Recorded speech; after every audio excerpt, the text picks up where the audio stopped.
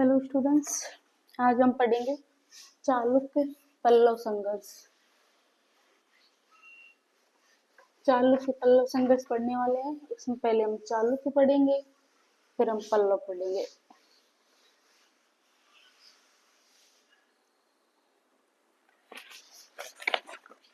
लिखो चालुक्य पल्लव संघर्ष। चालुक्य पल्लव संघर्ष। चालुक्य पल्लव संघर्ष ये पढ़ने वाले हैं। ठीक है, एक तो चालुक्य वंश लिखो। चालुक्य वंश।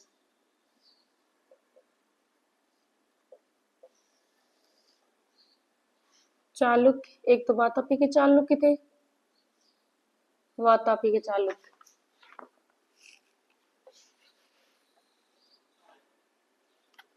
वातापी के चालुक्य लिखो। वातापी के चालुक्य।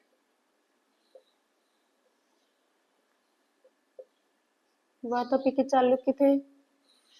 दूसरे थे वो थे कल्याणी के चालुक्य। कल्याणी के चालुक्य।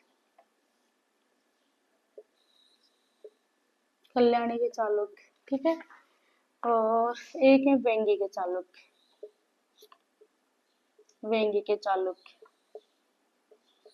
एक जो क्वेश्चन बनता है इनके संस्थापकों से बनता है कि वातापी के चालुक्य थे, इसके संस्थापक कौन थे? संस्थापक। यहाँ से क्वेश्चन आता ही आता है, एक क्वेश्चन फिक्स है इनका। संस्थापक जयसिंह है। वातापी के चालुक्यों के संस्थापक कौन है? जयसिंह। और कल्याणी के चालुक्यों के तेलप सेकंड। और वेंगी के चालुक्यों के संस्थापक कौन है? विष्णुवर्धन। तो ये याद रख लेना, ये तीनों संस्थापक नाम याद होना चाहिए आपको। तो वातापी के चालुक्यों के संस्थापक जयसिंह है, कल्याणी के चालुक्यों के संस्थापक तेलप सेकंड है, और वेंगी के चालुक्यों के संस्थापक विष्णुवर्धन है। इतना याद रख लेना। अब पढ़ेंगे वातापी के चालुक्य। वातापी के चालुक्य। वातापी के चालुक्य।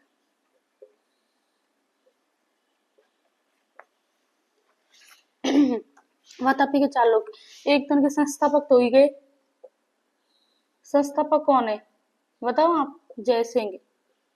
ये संस्थापक तो हो गए, है ना। एक थे रणराग। रणराग। रणराग ये गदा युद्ध में निपुण थे। निपुण थे गदा युद्ध में। थर्ड आते हैं कीर्तिवर्मन। इन्हें वातापी का निर्माता माना जाता है। वातापी का निर्माता।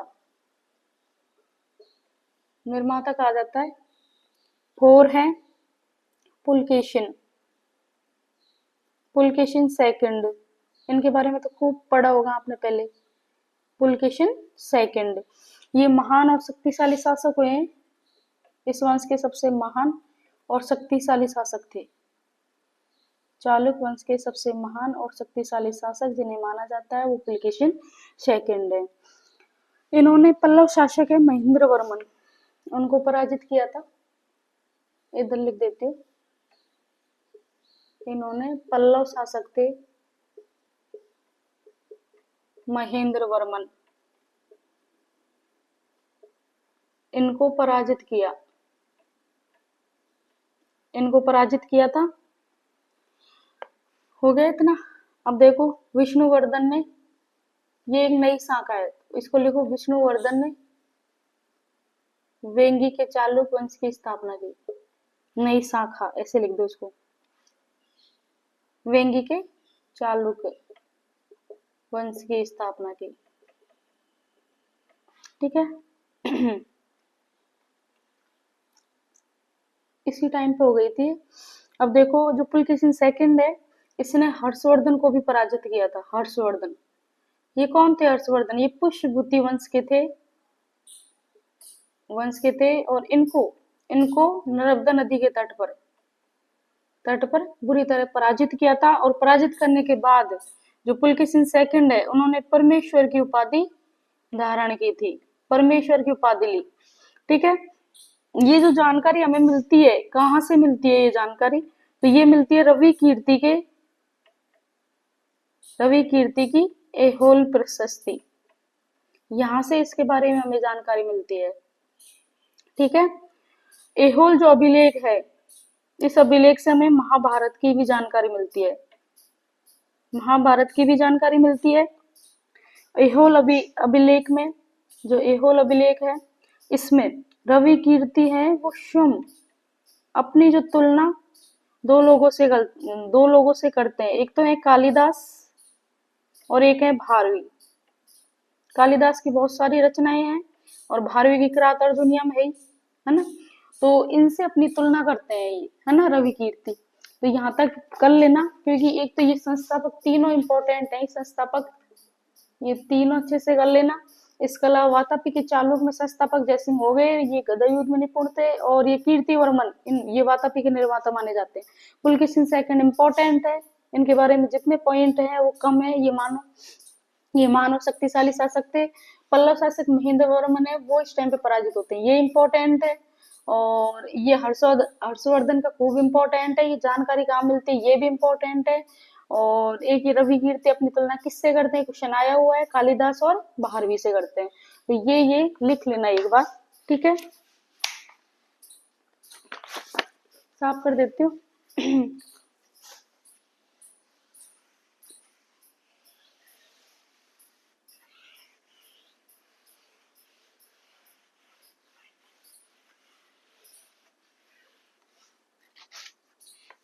ठीक है, अब लिखो Kirtivarman second. Kirtivarman second, Kirtivarman second लिखो। इनके बारे में क्या इंपॉर्टेंट है? वातापी के चालुक्य वंश के अंतिम शासक है, अंतिम शासक। वातापी के चालुक्य वंश के अंतिम शासक है, अंतिम शासक है, इतना लिख लो। दंती दुर्ग थे, उन्होंने राष्ट्रकूट वंश के, दंती दुर्ग राष्ट्रकूट वंश के संस्थापक। तो दंती दुर्ग ने कीर्तिवर्मन की हत्या की, और हत्या करने के बाद यहाँ पे राष्ट्रकूट वंश की स्थापना की, स्थापना कर दी थी। अब लिखो कल्याणी के चालुक्य, कल्याणी के चालुक्य वंश, कल्याणी के चालुक्य वंश लिखो। इसके बारे में क्या इंपॉर्टेंट है? इस टाइम पे एक थे विक्रमादित्य 6, ये थे, और इनके दरबार में दो लोग थे दरबारी। एक विल्हण था, विल्हण ने कौन सी रचना की है? विल्हण विक्रमांक देवचरित, विक्रमांक देवचरित ये रचना है, ये विल्हण की है। और दूसरे जो है वो है विज्ञानेश्वर, विज्ञानेश्वर इनकी कौन सी रचना है? मिताक्षरा, इतना लिख लो इसके बारे में।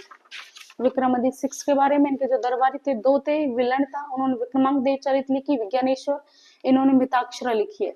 और ये दंती दुर्ग वाला ये इंपॉर्टेंट पॉइंट है, दंती दुर्ग ने राष्ट्रकूट वंश की स्थापना की, ये तो अच्छे से कर लेना। और एक ये दोनों रचना याद होनी चाहिए आपको, विल्हण ने विक्रमांक देवचरित लिखी, विज्ञानेश्वर ने मिताक्षरा, ये कम से कम ये 3 पॉइंट तो आपको याद होने चाहिए। अब लिखो सोमेश्वर थर्ड, सोमेश्वर थर्ड इनकी जो मानसोल्लास, इसका ध्यान रखना, सोमेश्वर थर्ड मानसोल्लास। चालुक्यों का जो सांस्कृतिक योगदान है वो लिखो। वो वेंगी के चालुक्य वंश के बारे में सिर्फ उतना ही रख लेना, उन्होंने विष्णुवर्धन ने स्थापना, वो संस्थापक है उसके, वेंगी के चालुक्य वंश के, इतना ही है। अब लिखो चालुक्यों के जो चालुक्य वंश है इनका सांस्कृतिक योगदान, सांस्कृतिक योगदान। चालुक्य कालीन कला लिखो पहले, चालुक्य कालीन कला, चालुक्य कालीन कला लिखो, ठीक है। एहोल, एहोल इनके टाइम में हुए और इन्होंने लार्ड खान का शिव मंदिर, लार्ड खान का शिव मंदिर,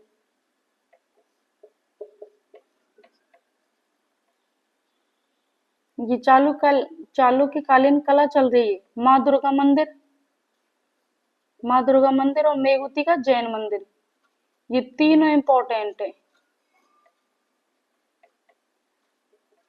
जैन मंदिर, तीनों मंदिर इस टाइम पे फेमस थे, लार्ड खान का शिव मंदिर, माँ दुर्गा मंदिर और ये मेघुती का जैन मंदिर, ये इंपॉर्टेंट है। मेघुती का जैन मंदिर ये ज्यादा इंपॉर्टेंट है, ठीक है। एक है पट्टईडकल, पट्टईडकल एक जगह है, वहां पे 10 मंदिर बने थे। पट्टईडकल में 10 मंदिरों का निर्माण हुआ था। इसमें से 4 है वो नागर शैली के थे और जो 6 हैं वो द्रविड़ शैली के थे। द्रविड़ शैली के, नागर शैली में एक जो फेमस है वो है पापनाथ का मंदिर, ठीक है।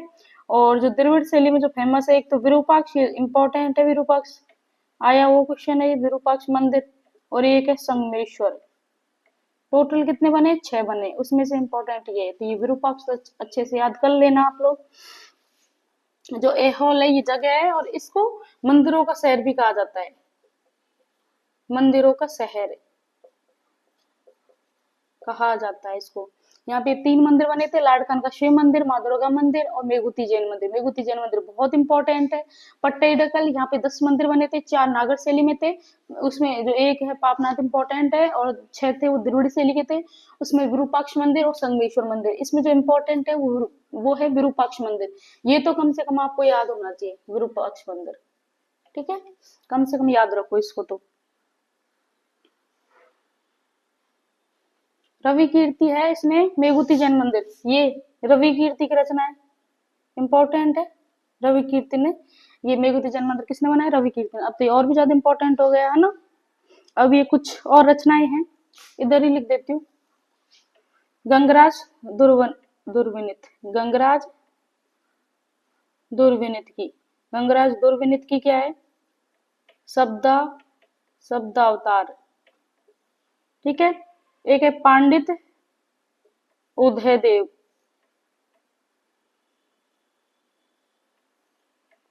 जैनेन्द्र व्याकरण, जैनेन्द्र व्याकरण,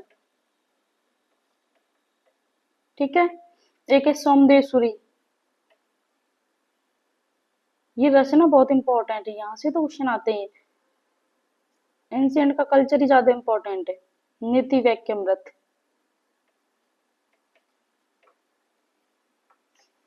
ठीक है, इतना कर लो। इसमें ये हुई गया कि दंती दुर्गे इन्होंने राष्ट्रकूट वंश की स्थापना की, सबसे इंपॉर्टेंट पॉइंट है ये। और ये दरबारी विलन ने क्रमांक देव चरित विज्ञान मिताक्षरा, इसके अलावा ये सोमेश्वर थर्ड मानसोल्लास, ये भी इंपॉर्टेंट है। एहोल के टाइम के 3 मंदिर बने थे, इसमें से मेघुती जैन मंदिर इंपॉर्टेंट है, रवि कीर्ति ने बनवाया है, और एहोल को मंदिरों का शहर कहा जाता है, ये भी इंपॉर्टेंट पॉइंट है, इसको ध्यान रखना, ये वाला पॉइंट। और इधर ये 4 नागर में और 6 द्रविड़ में बने थे। इसमें जो द्रविड़ का है विरूपाक्ष मंदिर पूछते हैं, ये कौन सी शैली का है? तो विरूपाक्ष है, ये द्रविड़ शैली का है। और ये चालुक्य के टाइम पे बना था, ये इंपॉर्टेंट है। ये 3 रचनाएं, गंगराज दुर्विनीत की शब्दावतार, पांडित उदयदेव की जैनेन्द्र व्याकरण और सोमदेश्वरी की नीति व्याख्यामृत, तो ये इतना इंपॉर्टेंट है ही है। ये जो इंपॉर्टेंट है उनको तो कम से कम याद कर लेना आप लोग। फिर पढ़ेंगे पांडव वंश, पांडव वंश के बारे में कुछ पॉइंट है।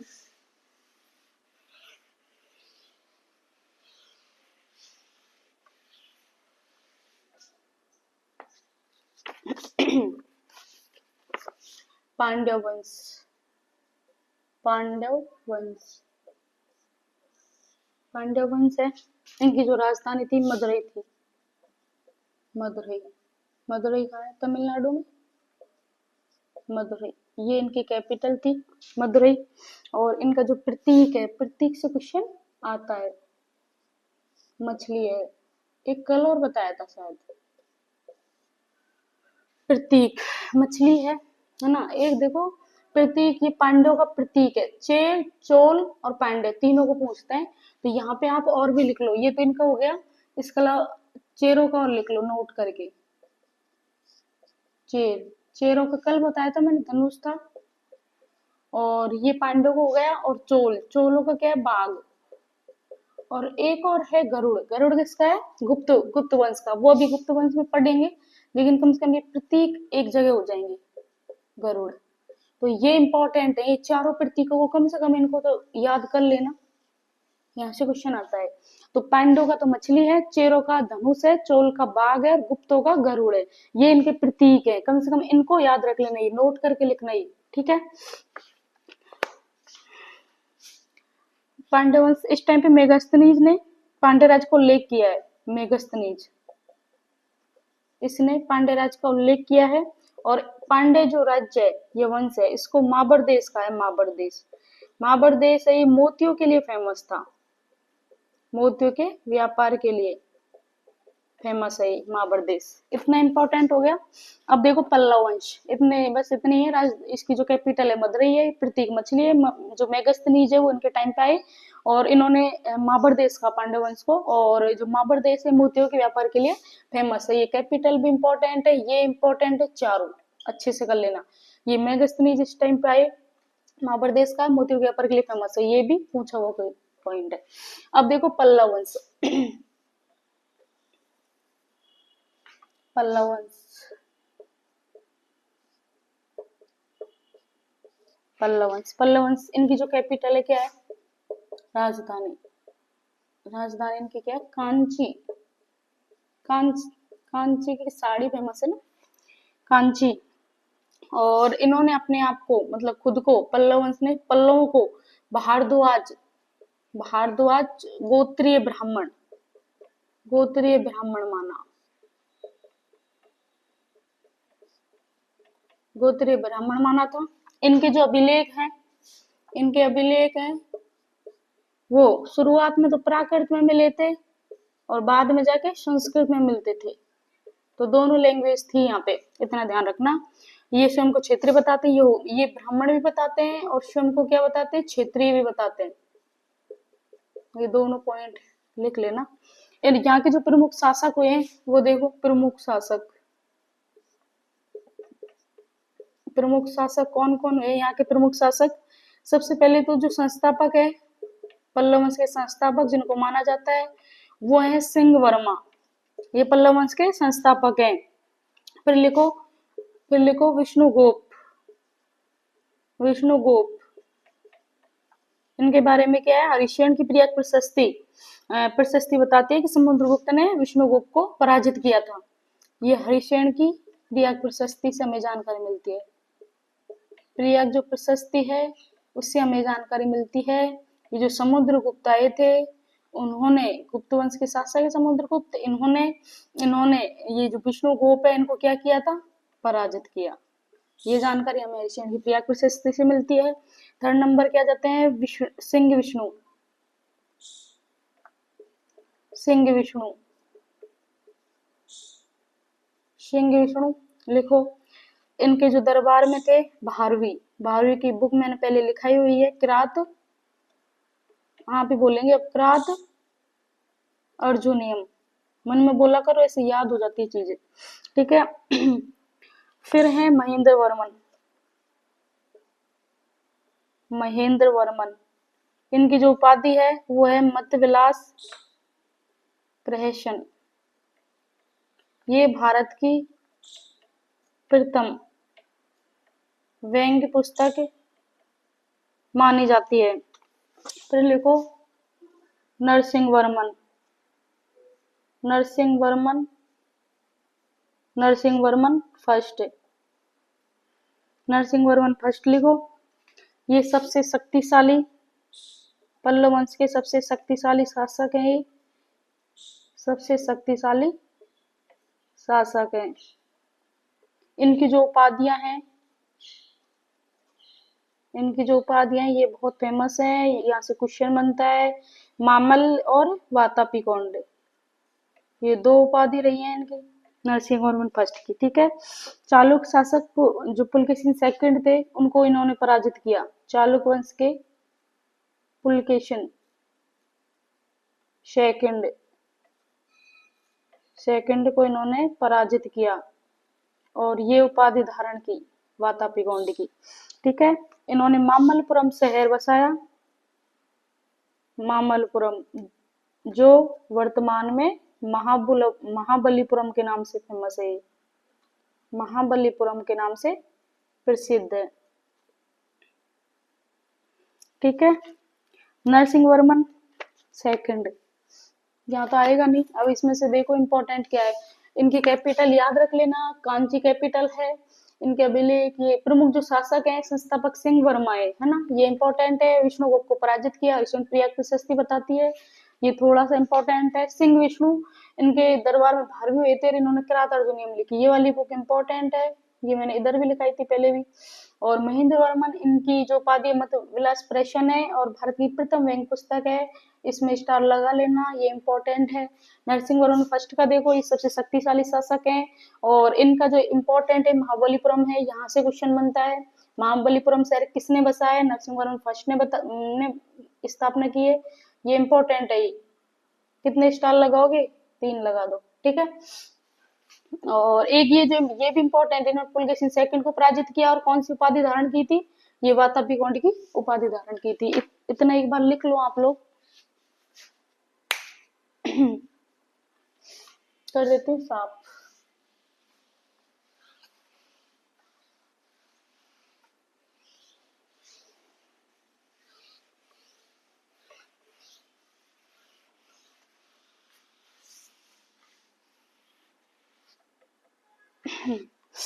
अब लिखो आप, नरसिंह वर्मन सेकंड, नरसिंह वर्मन सेकंड, इनकी जो उपाधि है राज सिंह है,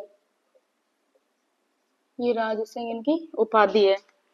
और इस टाइम पे ये नरसिंह मैंने जो फर्स्ट बताया था ना, उस टाइम पे सेकंड चरण था पल्लव कला का, और इस टाइम पे थर्ड चरण है, इतना थोड़ा सा ध्यान रख लेना। चरण है वो है। फिर लिख लेना नंदी वर्मन सेकंड, नंदी वर्मन सेकंड।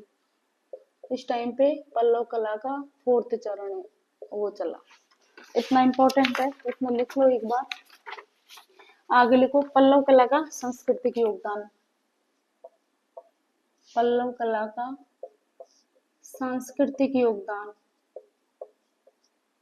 सांस्कृतिक योगदान,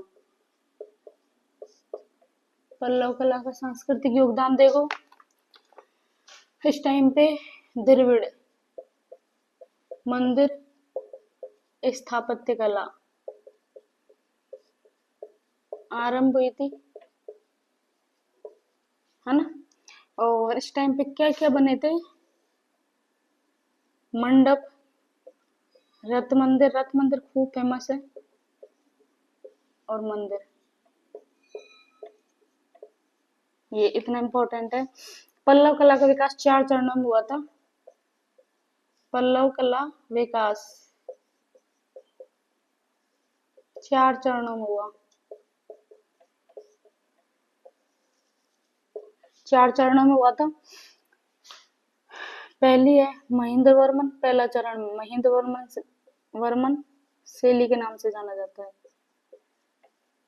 द्वितीय को नरसिंह वर्मन या मामल्य शैली। और थर्ड है वो है नरसिंह वर्मन सेकंड या राज सिंह शैली। फोर है नंदी वर्मन सेकंड शैली, नरसिंह वर्मन सेकंड की शैली। ये टोटल 4 चरण हुए थे, पल्लव कला का जो 4 चरण हुआ था, ये हो गए। अब लिखो महेंद्र वर्मन शैली।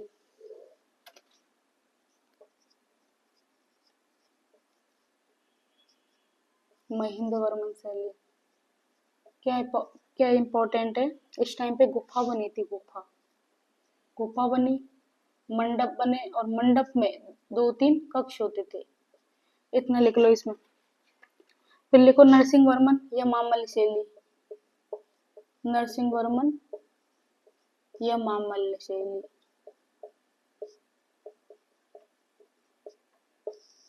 मामल्य शैली। इस टाइम पे मंडप या रथ मंदिर, मंडप या रथ मंदिरों का निर्माण हुआ था और उनमें 3-4 कक्ष होते थे। कक्ष मतलब कमरे। महाबलीपुरम रथ मंदिर, महाबलीपुरम रथ मंदिर इस टाइम पे बने थे रथ मंदिर। ये एकाश्मक है। एकाश्मक का मतलब होता है एक ही चट्टान को काट कर बनाए गए मंदिर।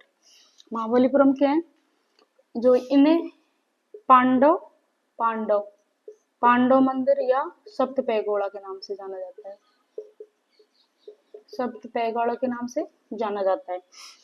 नरसिंह वर्मन सेकंड या राजसिंह शैली, ये महेंद्र वर्मन फर्स्ट होगी, ये सेकंड हो गई। अब लिखो नरसिंह वर्मन, नरसिंह वर्मन सेकंड या राज सिंह शैली।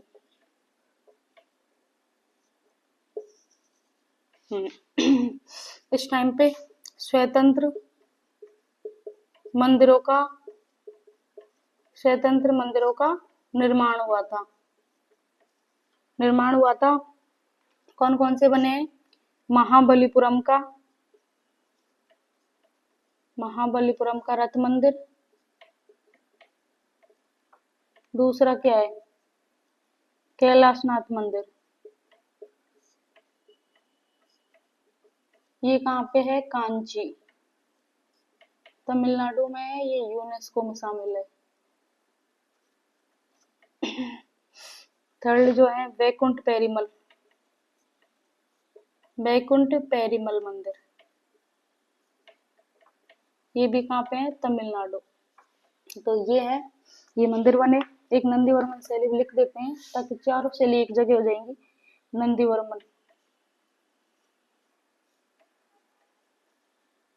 नंदीवर्मन शैली, इसे पल्लव स्थापत्य, जो नंदीवर्मन शैली है इस टाइम पे पल्लव स्थापत्य कला है उसका पतन हो गया था। यहाँ पे जो मंदिर बने थे उसमें मुक्तेश्वर मंदिर, अर्जुन तपस्या या गंगा अवतरण शैल, और कृष्णा की मक्खन बॉल, महाबलीपुरम में कृष्णा की मक्खन बॉल, ये महाबलीपुरम में है ना। इतना हो गया इनका साहित्य रहा है। एक बार ये देखो क्या इंपॉर्टेंट है, नरसिंह वर्मन सेकंड या राज सिंह थर्ड चरण है वो शुरू हुआ, नंदीवर्मन सेकंड। ये इसमें देखो इंपॉर्टेंट क्या है, एक तो पल्लव जो कला संस्कृति, ये द्रविड़ मंदिर बने, ये इंपॉर्टेंट पॉइंट है, ठीक है। और देखो ये चारों शैलियों का क्रम से याद कर लेना, पूछ लेते हैं, क्रम पूछ लेते हैं। जैसे सबसे पहले महेंद्र वर्मन, फिर नरसिंह वर्मन, फिर नरसिंह वर्मन सेकंड, फिर नंदी वर्मन। ये तो सिंपल ही है, नरसिंह वर्मन फर्स्ट पहले आएगा, फिर सेकंड आएगा, फिर नंदी वर्मन। लेकिन वो कई बार क्या करते हैं, मामल लिखेंगे राज सिंह लिखेंगे, ऐसे लिख देते हैं। तो महेंद्र वर्मन, फिर मामल, फिर राज सिंह, फिर नंदी वर्मन सेकंड शैली। फिर यहाँ पे देखो महेंद्र वर्मन शैली,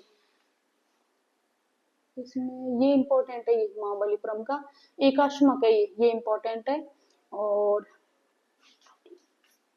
ये कैलाशनाथ, ये इंपॉर्टेंट है, कांची में है, और ये महाबलीपुरम के रथ मंदिर यूनेस्को में शामिल है, ये इंपॉर्टेंट है। पतन नंदीवर्मन हुआ था, पतन पूछ लेते हैं कौन सी शैली में हुआ, मुक्तेश्वर, कितना याद कर लेना कम से कम, ठीक है। अब इनका साहित्य रहा है, बस सिर्फ साहित्य रहा है।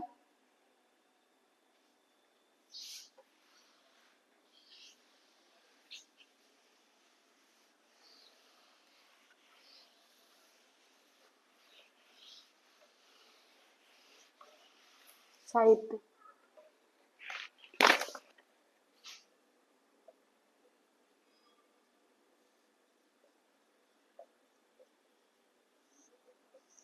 साहित्य में योगदान, घटी का, ये क्या होता था, शिक्षा का केंद्र, शिक्षा का जो केंद्र होता था उसको घटिका बोलते थे। और कांची इसके लिए फेमस था, शिक्षा के केंद्र के लिए। और इन्होंने संरक्षण दिया था विद्वानों को, संरक्षण दिया था। और जो लेखक हैं लेखक भारवी, भारवी के द्वारा किरात अर्जुनियम 3 जगह लिखा चुके। अब तो कम से कम इसको याद कर लो। अर्जुनियम एक तो, दूसरे हैं दंडन, दंडन के द्वारा 2 रचना है, 10 कुमार चरित, 3 है 10 कुमार चरित, काव्यादर्श, काव्यादर्श, और कौन सी अवंती सुंदरी। ये इम्पोर्टेंट इतनी है नहीं, ये इम्पोर्टेंट है, ये दोनों ये इम्पोर्टेंट है। और पल्लव काल है, ये आलवार व ने संतों ने भक्ति आंदोलन आरंभ कर दिया था पल्लव काल में, ये इम्पोर्टेंट है। पल्लव काल में एक तो थे आलवार, आलवार कौन होते थे, जो वैष्णव धर्म के थे, और एक था नेनार, ये कौन थे, जो शैव धर्म के थे। इन्होंने क्या कर दिया था, भक्ति आंदोलन शुरू कर दिया था, आंदोलन है वो शुरू कर दिया था। तो ये चालुक और पल्लव काल है, ये कंप्लीट हो गया है। इंपॉर्टेंट देखो, ये घटी का शिक्षा का केंद्र था, इंपॉर्टेंट है। और कांची, कांची मेन था शिक्षा का केंद्र। भारवी का किरात अर्जुनियम और दंडिन का, ये दोनों 10 कुमार चरित्र, काव्यादर्श, ये इंपॉर्टेंट है। पल्लव काल में आलवार और नैनार, ये 2 लोग थे जिन्होंने भक्ति आंदोलन शुरू किया था, ये पूछते हैं, ये वाला इंपॉर्टेंट है, ये वाला पॉइंट। तो जो चालुक और जो पल्लव संघर्ष था, ये कंप्लीट हो गया है। हमने क्या क्या पढ़ा है, चालुक्य के बारे में पढ़ा और पल्लव पढ़े हैं, इसके अलावा पांड्यों का भी देखा है थोड़ा सा। तो आज के लिए इतना काफी है, धन्यवाद।